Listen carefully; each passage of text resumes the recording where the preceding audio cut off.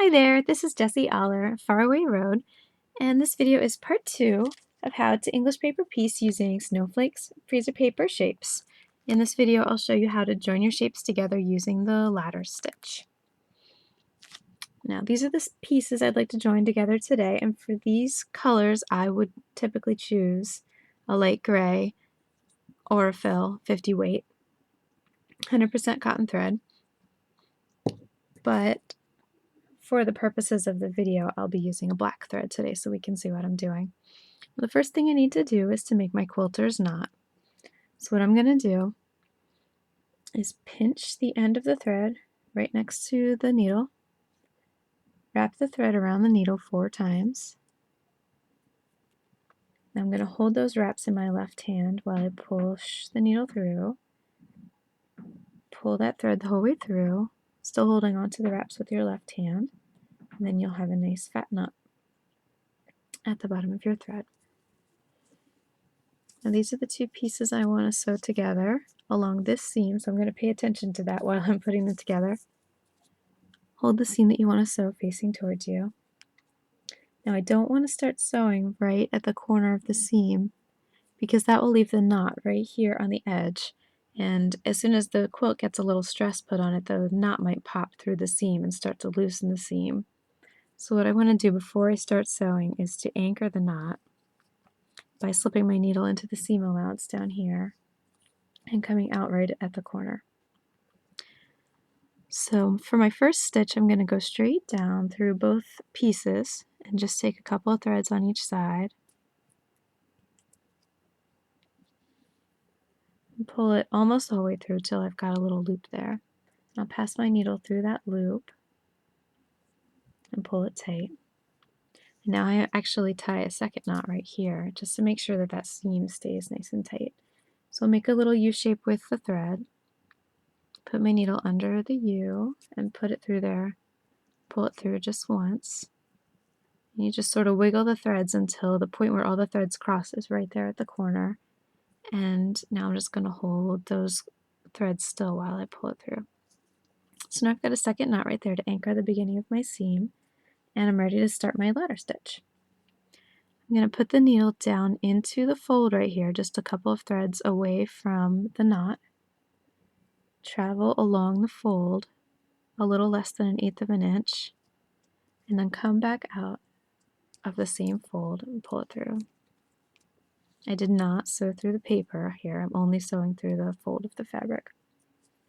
Now I'm going to put my needle in the opposite piece, the same, right directly across, slip it into the fold and come out about 1/8 of an inch away. I'm going to keep doing that back and forth, slipping it through the fold and then crossing over to the other piece. Right now I'm not pulling this tight because I want you to see what the stitches look like, but typically I'd be pulling each stitch fairly tight as I work.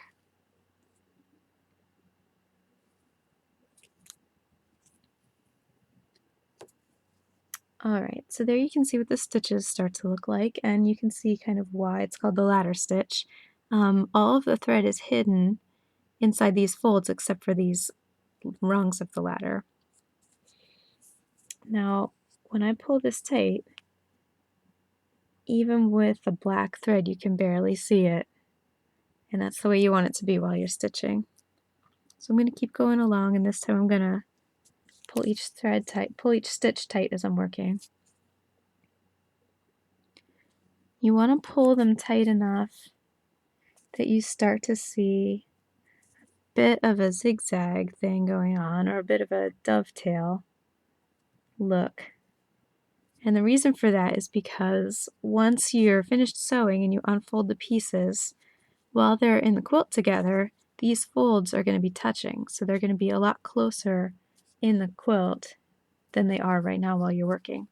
So you have to make sure you pull it really nice and tight, especially with ladder stitch, or you're going to end up with gaps in your seam.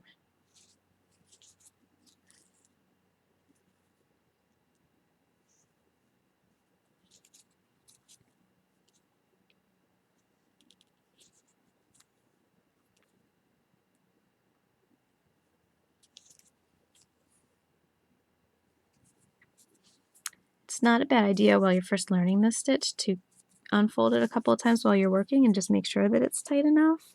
Kind of fold it up to the light, make sure you can't see any light through it, and pulling it tight while it's flat helps you to really make sure that it's tight enough.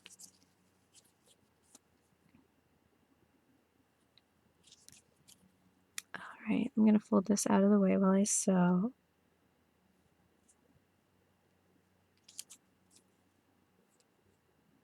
But then before you take that final stitch, you should fold that tab back where it was because that helps you to get a sharp point on the diamond.